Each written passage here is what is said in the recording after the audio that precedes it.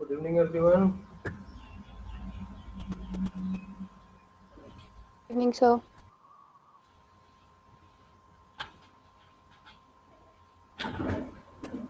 Evening, sir.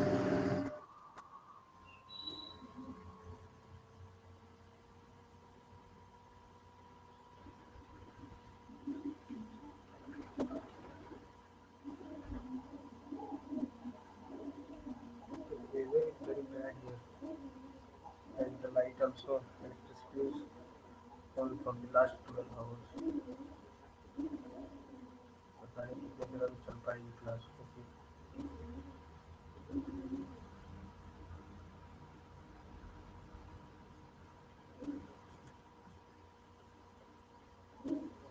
देखते हैं जितना देर भी चलेगा, अगर नहीं चल पाएगा तो कल रीशेड्यूल कर लेंगे इसको।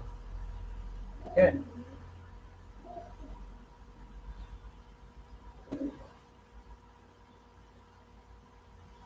आवाज जा रही है सभी को? सर एक बार फिर से रिपीट कर दीजिए। बोल रहा हूँ कि इधर वेदर सही नहीं है, तो लास्ट 12 आवर्स लाइट नहीं है, इलेक्ट्रिसिटी नहीं है, तो अपनी क्लास में भी ये तो बता नहीं सकता। तो अगर जितने तक चलेगी अभी चलेगी, नहीं तो फिर इसको फिर कल रीशेड्यूल करेंगे। Okay sir.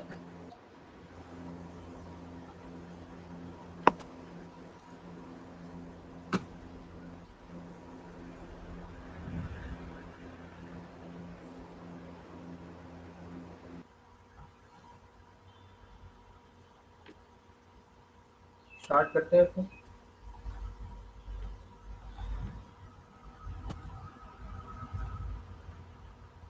किसी को डाउट कोई? Yes sir. Total stem, total Yes, parasite और sir. पार्शियल पैरासाइट आप लोग पूछ रहे थे ना? Yes, sir. Yes sir.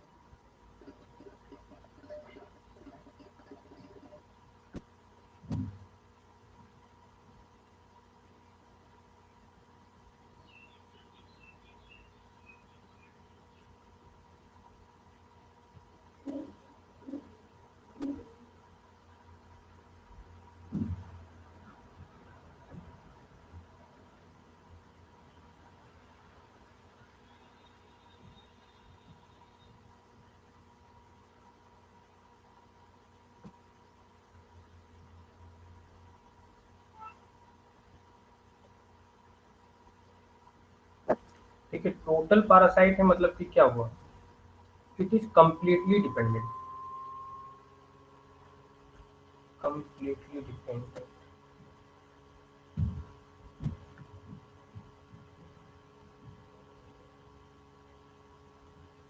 जो पार्शियल पैरासाइट है वो क्या होगा?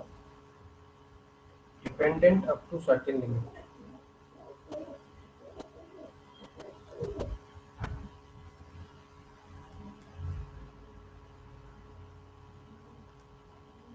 सर्टेन लिमिट तक जिसका डिपेंडेंसी होगा वो क्या होगा? Partial parasite. ऐसा क्यों है? क्योंकि इनके पास अपना क्लोरोफिल है। इसे किसके लिए करते हैं डिपेंड? सही है। Minerals. Water and minerals.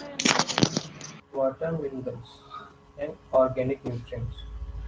ठीक है, लेकिन इनके पास क्लोरोफिल एब्सेंट है, तो ये क्या होगा इनका? ये हर चीज के लिए अपना डिपेंडेंसी किस पे रखेंगे? पोस्ट पे रखेंगे।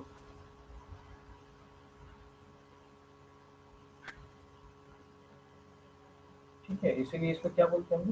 Total parasite. अब अभी आप लोगों के दिमाग में आ रहा होगा ओब्लिगेट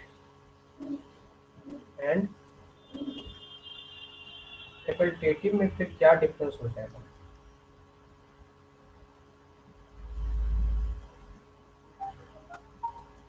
मन में सवाल आ रहा होगा आप लोगों के? Yes, sir.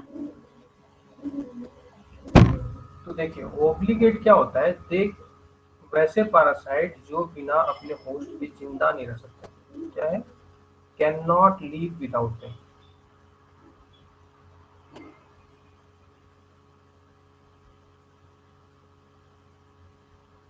They can live up to certain limits. ठीक है, ये जिंदा रह सकते हैं उनके बिना। यहाँ पे जो होलो पैरासाइट और टोटल पैरासाइट है, ये जो है ये क्या है, ये डिपेंडेंसी, ये जो क्लासिफिकेशन है ये किसके बेसिस पे है? ये क्लासिफिकेशन है आपका न्यूट्रिएंट रिक्वायरमेंट के बेसिस पे। ठीक है, और ये किस पे है? ये आपका फंक्शनैलिटी के बेसिस पे है कि वो फंक्शनल रह पाते हैं या नहीं रह पाते हैं। ठीक है, तो दोनों का क्लासिफिकेशन का क्राइटेरिया अलग है। क्लियर है अभी सभी को? सर जो फैकल्टेटिव पैरासाइट्स हैं, जो पार्शियल पैरासाइट्स हैं, वो दोनों अलग अलग हैं। Facultative parasite and partial parasite. देखिए पार्शियल पैरासाइट वो होगा जो एब्जॉर्प्शन उनका जो है वो क्या होगा, एक सर्टेन लिमिट तक एब्जॉर्ब करेगा, क्या, न्यूट्रिशन को। लेकिन फैकल्टेटिव किसके टर्म्स में हम लोग बोल रहे हैं कि वो जिंदा रह पा रहा है या नहीं रह पा रहा है उसके बिना।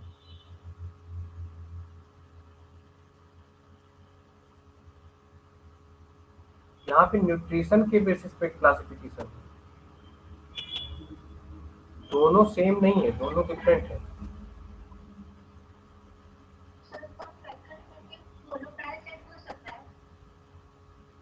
फैकल्टेटिव होलो पैरासाइट हो सकता है, फैकल्टेटिव होलो पैरासाइट हो सकता है।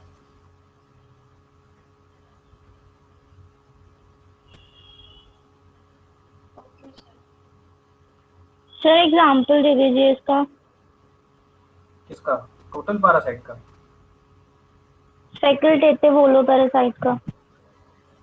फैकल्टेटिव होलो पैरासाइट का एग्जाम्पल अभी तो फिलहाल याद नहीं है, मैं देख के बता दूंगा आपको एग्जाम्पल। ठीक है, टोटल ऐसे टोटल होलो पैरासाइट जो होता है, क्या हुआ बोलिए फिर से।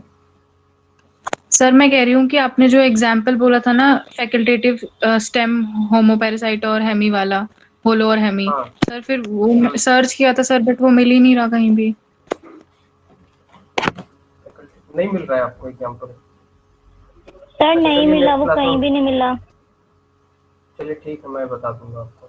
मुझे मिला है सर, गूगल पे मिला था। अच्छा क्या मिला था? वही एग्जाम्पल जो आप लिखवाए थे वो मिल गया है। नहीं मैंने बोला था आपको फैकल्टेटिव जो आपका स्टेम पैरासाइट और फैकल्टेटिव रूट पैरासाइट, वो मैंने आपको सर्च कर, नहीं फैकल्टेटिव रूट पैरासाइट तो मैंने बताया था आपको। आपको yes sir. Facultative stem parasite मैंने बोला था ढूंढने के लिए। नहीं मिला है तो सर कोई बात नहीं, विस्कम मैं आपको होगा बता ना? दूंगा। सर विस्कम होगा ना, partial stem parasite? Viscum? Yes sir. Viscum क्या होता है? एक तरह का लियानाज होता है।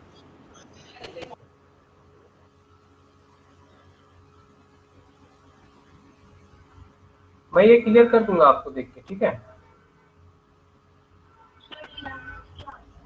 जिसको मिला है ठीक है, जिसको नहीं मिला है उसको मैं बता दूंगा, ग्रुप पे मैं डाल दूंगा। ठीक है, और कोई डाउट किसी को? ये क्लियर हो गया अभी टोटल पैरासाइट और ये ऑब्लिगेट पैरासाइट के बीच में डिफरेंस और होलो पैरासाइट के बीच में डिफरेंस।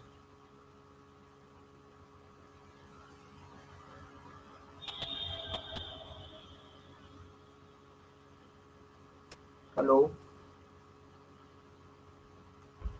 ये क्लियर हुआ कि नहीं हुआ अभी तक? Yes sir. हो गया। चलिए तो और कोई डाउट किसी को?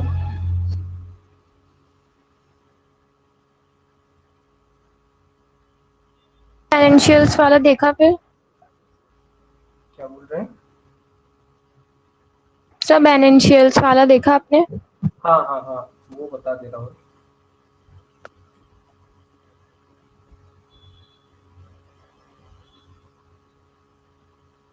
यही था ना। इसमें क्या होता है कि these are gymnosperms lacking, they are gymnosperm not angiosperm, okay, they lack the endosperm, okay।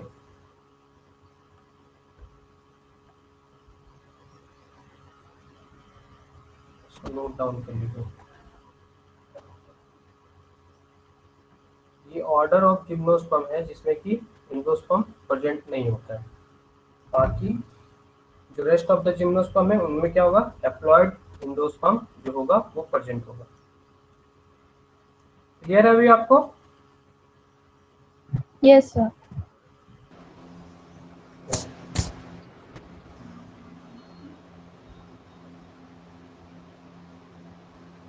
Classification हम लोग देख रहे थे किसका, बेंथम एंड हुकर का।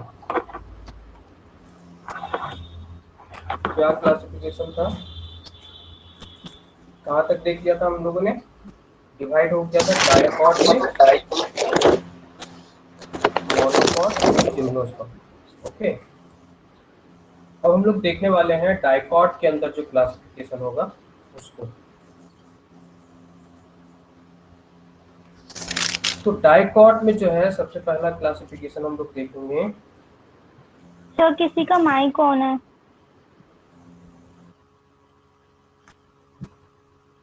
अब सही आवाज आ रही है आप सभी को लोगों को? Yes sir.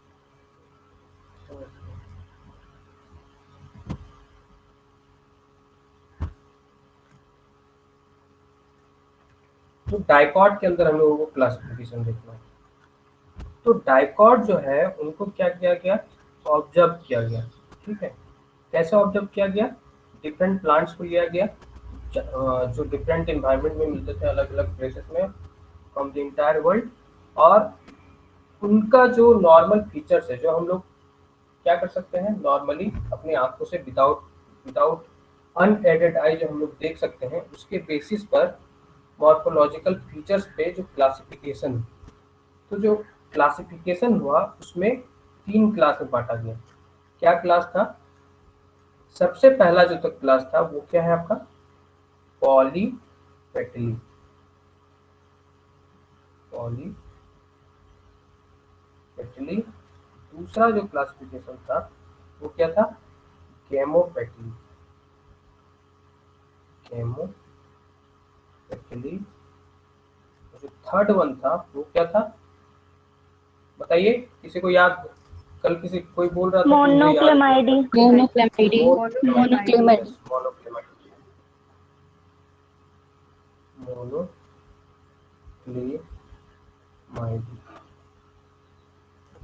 अब इसमें क्या होगा, यहीं से क्वेश्चन बना के पूछ सकता है कि which of the following is not involve in the class, which मतलब कि पूछ देगा कि इनमें से कौन सा डायकॉट का क्लासिफिकेशन के अंदर नहीं आता है, ठीक है।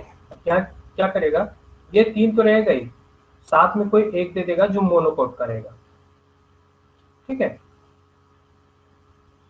अभी हम लोग मोनोकोट में भी देखेंगे कि क्या क्या होता है उनमें क्लासिफिकेशन, ठीक है। तो सबसे पहले हम लोग यहाँ पे देख लेते हैं पॉलीपेटली। तो ये वर्ड किससे बना है आपका, 2 वर्ड से मिलकर बना है। एक तो बना है आपका पॉली और दूसरा क्या है, पेटली। पॉली मतलब क्या होता है, मैनी, और Many पेटली जो है petals. वो किससे किया है आपका, पेटल्स। ऐसे प्लांट जिनमें ढेर सारा पेटल्स हो, ठीक है, लेकिन साथ ही साथ वो क्या हो, फ्री हो। क्या हो, फ्री हो, मतलब कि कोई भी पेटल एक दूसरे से जुड़ा ना हो। वहीं पर यहाँ पे जो गैमो है वो क्या है, गैमो मतलब होता है आपका फ्यूज्ड। फ्यूज्ड, फ्यूजन हो गया है किसका, पेटल्स का।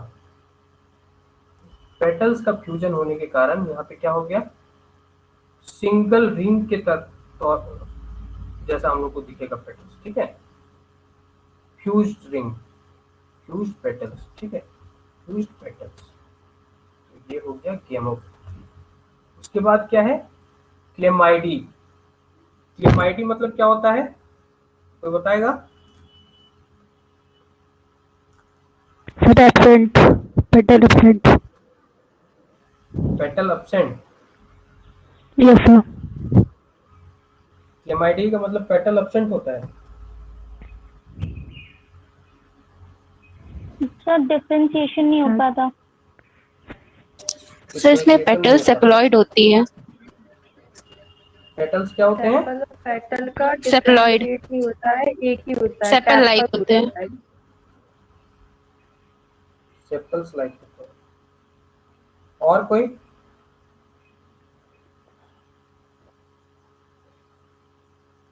होता है।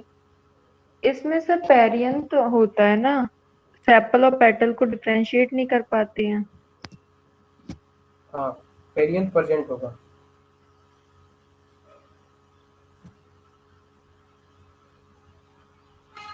और किसी के मन में कुछ भी है जवाब? नहीं पता, चलिए कोई बात नहीं। मोनो मतलब यहाँ तो सबको पता है सिंगल, ठीक है। और क्लेमाइडी मतलब होता है स्ट्रक्चर और अपीयरेंस।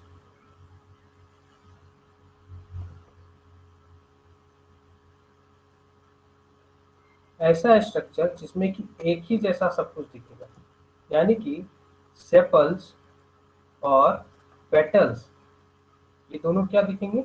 सिमिलर दिखेंगे।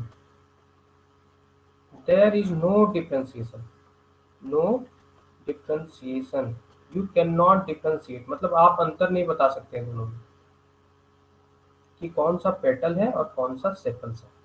तो ऐसा जो स्ट्रक्चर होता है जिसमें कि दोनों को नहीं हम लोग क्लासिफाई कर पाए, डिफरेंशिएट कर पाए, तो उसको हम लोग क्या बोलते हैं?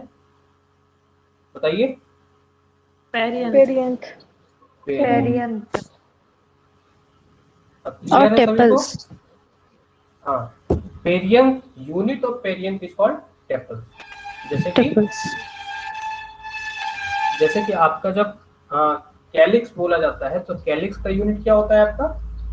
सेपल्स। सेपल्स। और जब सेपल। आपको कोरोला बोला जाएगा तो उसका यूनिट क्या होता है? पेटल। पेटल। उसी तरह जब पेरियंट आपको बोला जाए तो उसका क्या हो जाता है unit? Units are called tepals. Tepal. Units जो होता है उसका टेपल्स होता है, ठीक है। याद रखिएगा, क्वेश्चन कई जगह पूछा गया है, ठीक है। तो तीन क्लासिफिकेशन हुआ देखने से। एक तो जिसमें कि हम लोग पेटल्स को देखकर आराम से बता पा रहे हैं, अलग अलग पेटल्स हैं। पेटल्स बिल्कुल एक दूसरे के साथ जॉइंट नहीं है, ओवरलैपिंग ओवरलैपिंग है लेकिन फ्यूज नहीं है, ठीक है। लेकिन केमोपेटली में क्या हो रहा था? पेटल्स जो है एक दूसरे से फ्यूज्ड है और क्या कर रहे हैं? एक रिंग लाइक स्ट्रक्चर बना रहे हैं। क्या बना रहे हैं? रिंग लाइक स्ट्रक्चर बना रहे हैं। याद रखिएगा, ये क्लासिफिकेशन किसके बेसिस पे हुआ है? पेटल्स के बेसिस पे, ना कि सेपल्स के बेसिस पे, ठीक है। इसमें भी कई बच्चे कंफ्यूज कर जाते हैं कि दिया रहेगा ऑप्शन टेपल्स और टेपल्स, सेपल्स और पेटल्स, आप वहां पे पेटल्स की जगह पे सेपल्स लगा के आ जाएंगे या तो फिर टेपल्स लगा के आ जाएंगे, ठीक है। Ring like structure.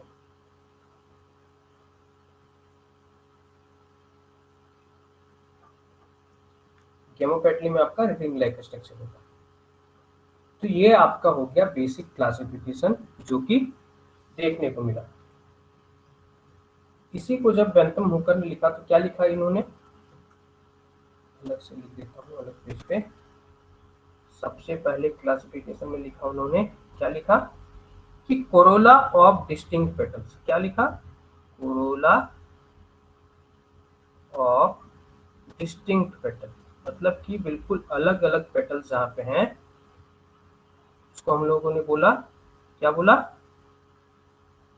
पोली पेटली। पॉलीपेटल।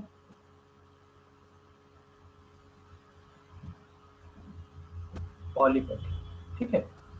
दूसरा जो था वो क्या था? हेमोपेटली था। तो उसको इन्होंने क्या बोला? Corolla of United petals.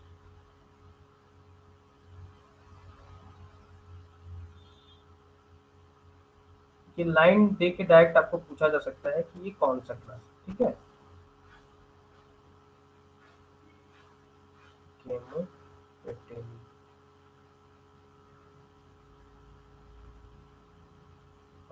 तीसरा क्या था? तीसरा उन्होंने क्या लिखा? इसमें लिखा कि पेटल्स एब्सेंट एंड पेरियंट प्रेजेंट।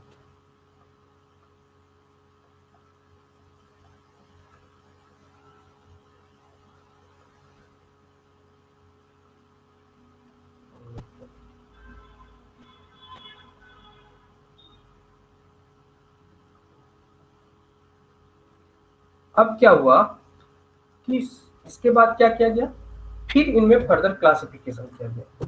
तो सबसे पहला जो क्लासिफाई हुआ इनमें, वो क्लासिफाई हुआ पॉलीपेटल में, ठीक है। तो अब जो क्लासिफिकेशन होगा वो क्या होगा, यहाँ पे डिवाइड होगा डिफरेंट सीरीज में। क्या बोलेंगे उसको? सीरीज, ठीक है। डिफरेंट सीरीज में क्लासिफाई होगा। तो सबसे पहला जो सीरीज जो क्लासिफाई हुआ वो क्या था आपका? थैलेमीफ्लोरी। थैलेमीफ्लोरी। दूसरा क्या था? दूसरा था आपका डिस्की डिस्सिफ्लोरी।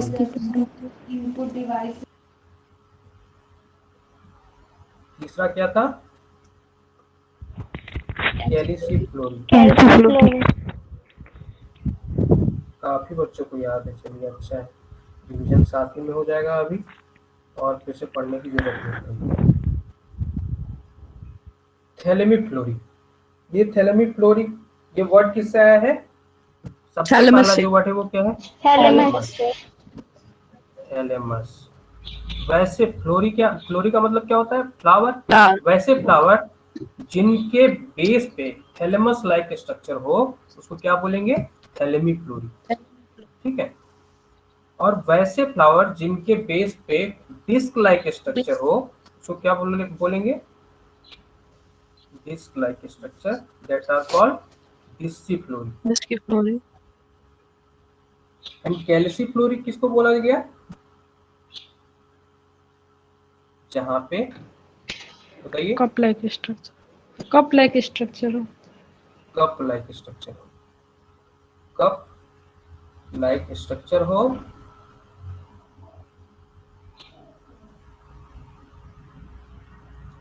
और क्या क्या फीचर्स था इनमें? थैलेमीफ्लोरी जो था उसमें क्या था कि ओवेरी जो थी यहाँ पे सुपीरियर थी, सुपीरियर सभी है। केसेस में ओवेरी सुपीरियर। क्यों, ऐसा क्यों हुआ? क्या होता है, ये जब एक थैलेमस लाइक स्ट्रक्चर होगा तो यहाँ पे क्या होगा, ये ओवेरी इस तरह से यहाँ पे रहेगी और बाकी जितना भी स्ट्रक्चर है वो क्या होगा? थैलेमस से राइज करेगा। इसके कारण क्या होगा, सारे पार्ट्स जो हैं वो ओवेरी के ठीक नीचे होंगे और ओवेरी क्या होगा? ऊपर होगा। ये स्ट्रक्चर क्लियर हो रहा है अभी आप सभी लोगों को? Yes sir. Yes sir. Yes sir. क्या होता है, एक एक थैलेमस लाइक स्ट्रक्चर है मान लीजिए यहाँ पे, जिसपे सारा जो पार्ट्स हैं वो क्या करेगा? रेस्ट करेगा। मतलब कि कैलिक्स, कोरोला, एंड्रोसियम, ये सारा क्या करेगा आपका? उसके नीचे थैलेमस से राइज करेंगे और ओवेरी जो है क्या होगा? उन सभी के ऊपर रहेगा, ठीक है। तो ऐसे केसेस में क्या बोलते हैं हम लोग? ओवेरी सुपीरियर होता है। और सुपीरियर के लिए और एक टर्म कौन सा यूज होता है? हाइपोगाइनस। हाइपोगाइनस। Hypogynous condition. आप लोगों को तो बहुत कुछ याद है, चलिए टेंशन नहीं है। तब एंजियोस्पर्म काफी जल्दी निपट जाएगा।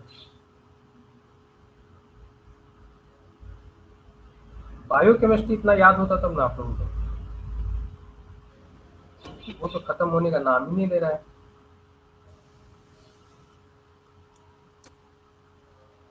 फिर भी खत्म करेंगे हम लोग, ठीक है, घबराना नहीं है, थोड़ा टाइम लगेगा, कोई बात नहीं। जो टॉपिक्स हमारे खराब है उनको अच्छे करके जाएंगे हम लोग पेपर में, और जो अच्छे हैं उनको और अच्छा करके जाएंगे। और वेरी सुपीरियर होगा, और क्या इसको बोल सकते हैं? Hypogynous condition.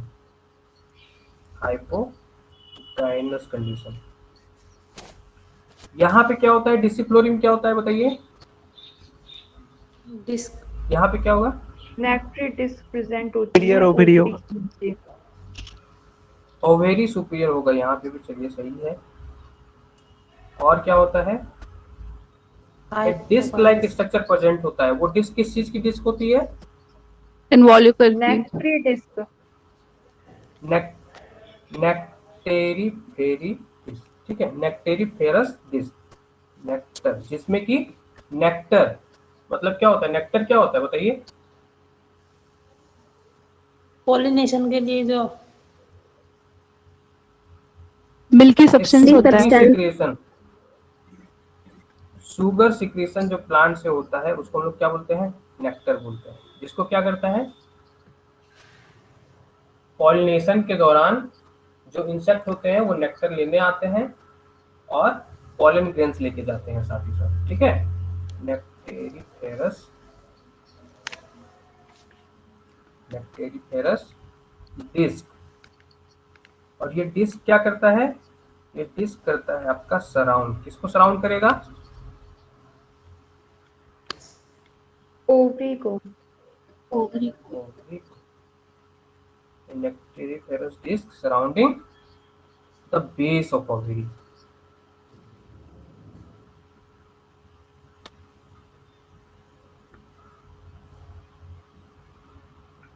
ठीक है। कैल्सिफ्लोरियम क्या होता है बताइए? इसमें क्या होगा? ओवरी क्या होगा यहाँ पे? ओवरी होता है इंफीरियर। क्यों, ऐसा क्यों हुआ? ये आपने बोला यहाँ पे कप लाइक स्ट्रक्चर,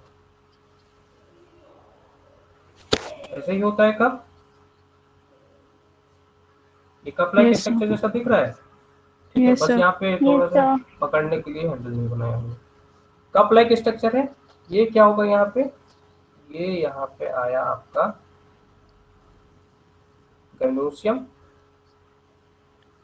यहाँ से जो बाकी स्ट्रक्चर हैं क्या करेंगे? यहाँ से राइज करेंगे,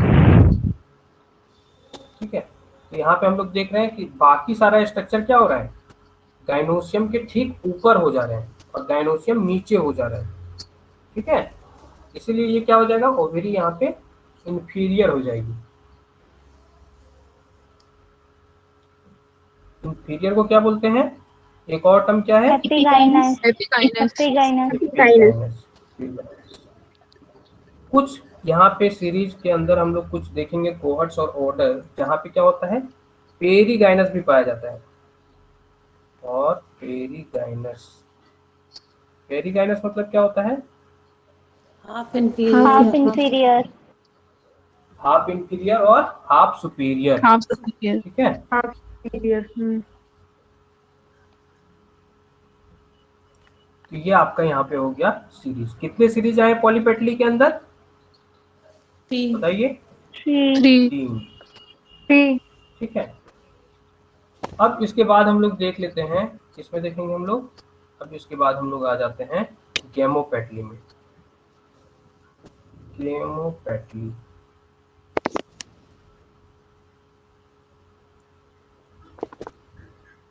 ये आगे फर्दर क्लासिफिकेशन नहीं करनी है? आगे क्लासिफिकेशन अभी देखेंगे हम लोग। कोहर्ट्स और ऑर्डर में जाएंगे, पहले हम लोग सीरीज कंप्लीट कर लेते हैं, ठीक है। Okay sir. तो फिर हम लोग को देखना है गेमोपेटली में। तो गेमोपेटली में भी फर्दर क्लासिफाई होगा। क्या क्लासिफाई होगा? सीरीज क्लासिफाई होगा। कौन कौन से सीरीज होते हैं? सबसे पहला जो सीरीज है वो क्या होता है? इन्फेरी।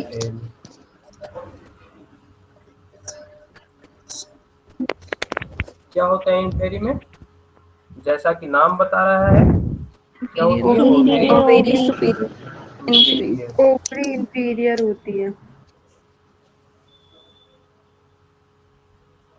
ठीक है।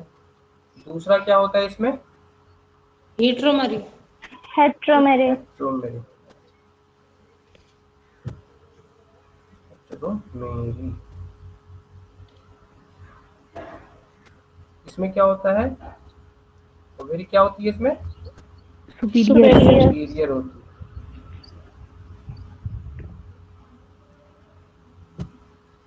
और क्या इसमें एक फीचर्स है जो क्लासिफिकेशन में इंक्लूड किया गया था, बताइए।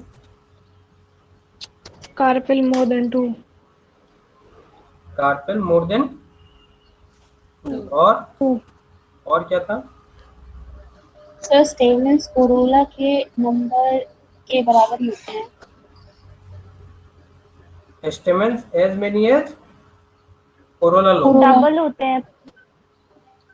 यस, डबल भी होते हैं और इक्वल भी होते हैं, ठीक है, दोनों को रखा गया है। स्टेमन्स एज मेनी एज और twice as many of corolla lobe, ठीक है। कार्पेल कितने हो गए यहाँ पे? More than 2 carpels, more than 2 और क्या था? Stamens as many as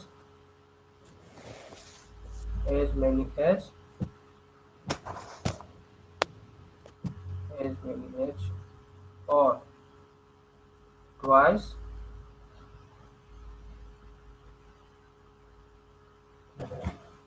of corolla lobes,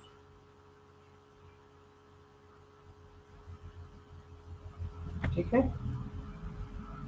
तीसरा क्या क्लासिफिकेशन था? बाइकार्पेलेट। बाइकार्पेलेट,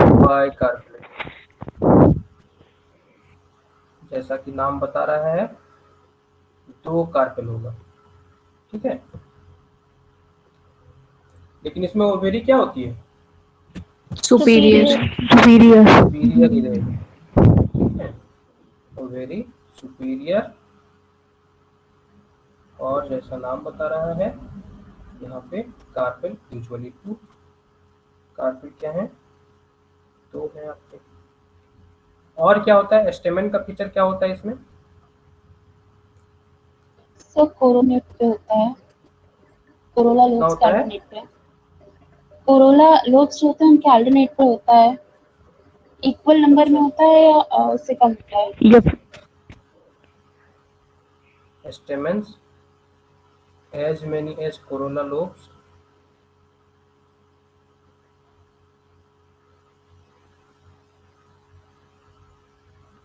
और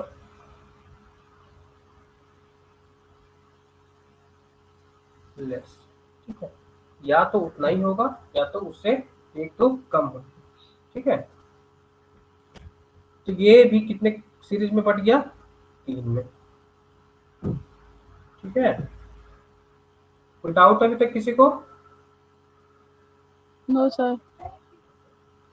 ओके, अब इसके बाद देख लेते हैं हम लोग मोनोक्लेमाइडी को।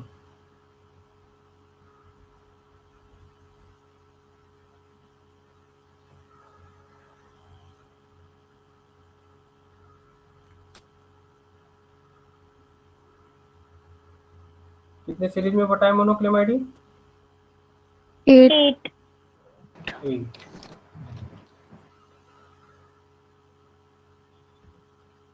8 में बता है, लेकिन हम लोगों को पढ़ना कितना है? किसी को कोई आइडिया?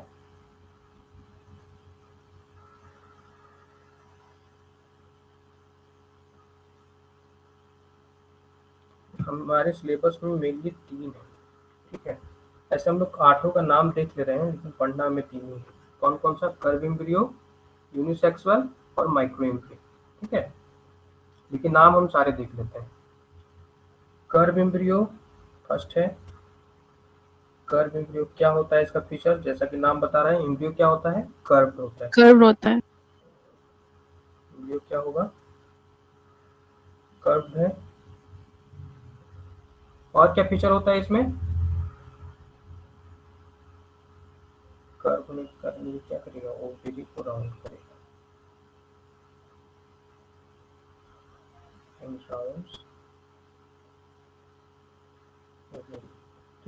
कर्व होने के कारण, जैसे अगर आप हाथ को एक कर्व के जैसे यहाँ पे करेंगे, हाथ का कर्व बनाएंगे, तो क्या होगा? उसमें एक बीच में कैविटी लाइक स्ट्रक्चर बनेगी। तो उस कैविटी में क्या होता है? एम्ब्रियो होता है, वो उसको सराउंड करेगा। और क्या फीचर होता है बताइए? Single ovule ovule. यहाँ पे क्या होती है? सिंगल होगा, ओव्यूल सिंगल होगा। ये आपका हो गया कर्व एम्ब्रियो। दूसरा क्या है आपका? दूसरा है आपका मल्टी ओवुलेट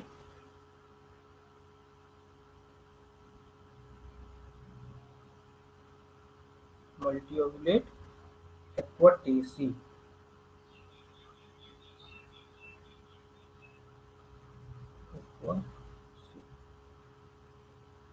क्या होता है इसमें? जैसा कि नाम बता रहा है, ढेर सारा ओवेरी होगा, ठीक है। और क्या होगा? ये एक्वेटिक प्लांट होगा, एक्वेटिक विथ मल्टीपल ओवेरी।